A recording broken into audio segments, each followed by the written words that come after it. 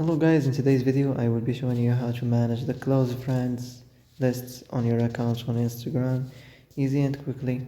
So first of all, enter Instagram, then go to your profile icon, click here on these three lines, and then as you see here we find this close friends, click on it. So as you see here you will find all your followers. So this is the new account, so that's why I don't have any.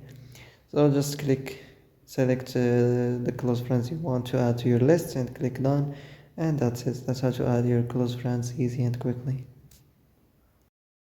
And that's it for today's video. I hope this is the answer you've been looking for. If you like this video, don't forget to like and subscribe, and see you in the next video. Thanks for watching.